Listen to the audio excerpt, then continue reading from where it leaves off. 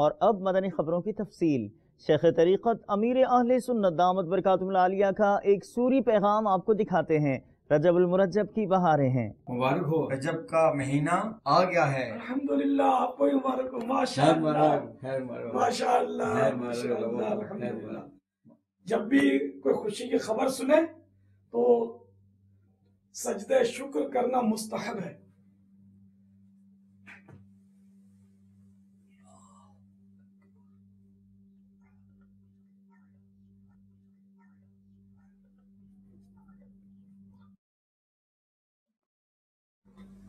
الحمدللہ رب العالمین والصلاة والسلام علی سید المرسلین۔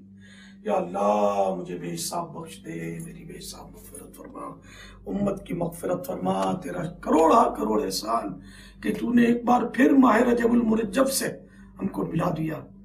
الہ العالمین تیرا کرم ہو گیا، کرم۔ صلو علی الحبیب صلی اللہ تعالی علی محمد۔ تمام عاشقان رسول کو رجب المرجب کی آمد مبارک ہو۔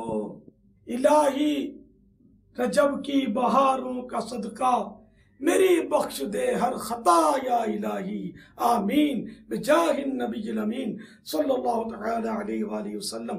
رجب میں یہ دعا پڑھنا سنت ہے۔ جب رجب کا مہینہ آتا تو نبی اکرم صلی اللہ تعالی علیہ وآلہ وسلم یہ دعا پڑھتے تھے۔ میں بھی سنت کی نیت سے یہ دعا پڑھتا ہوں۔ اللہم بارک لنا فی رجب و شعبان وبلغنا رمضان۔ اے اللہ تو ہمارے لیے رجب اور شعبان میں برکتیں عطا فرما اور ہمیں رمضان تک پہنچا۔ بزرگان دین رحمہم اللہ المبین فرماتے ہیں رجب میں 3 حروف ہیں، را جیم با۔ را سے مراد رحمت الہی، جیم سے مراد بندے کا جرم، با سے مراد بر یعنی احسان و بھلائی۔ گویا اللہ عز و جل فرماتا ہے میرے بندے کے جرم کو میری رحمت اور بھلائی کے درمیان کر دو۔ دل خوش ہو گیا کہ رجب آ گیا۔ یہ رجب جو ہے نا یہ رمضان کا پتہ دے رہا ہے کہ اب بیچ میں شعبان المعظم، پھر میٹھا میٹھا میٹھا میٹھا میٹھا میٹھا شاید سے بھی میٹھا مہینہ رمضان۔ رمضان کی قدر بھی کریں، رجب المرجب کی بھی قدر کریں، شعبان المعظم کی بھی قدر کریں، ان میں روزے رکھیں۔ خوش نصیب عاشقان رسول جو ہیں یہ پورے ماہ رجب اور ماہ شعبان کے روزے رکھتے ہیں۔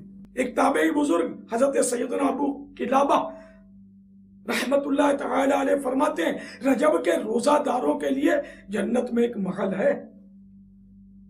ہم بھی اس محل کی آرزو کرتے ہیں اور رجب نامی جنت والی نہر سے شہد سے میٹھا اور دودھ سے سفید پانی پینے کی تمنا کرتے ہیں۔ اللہ نصیب کرے، آمین۔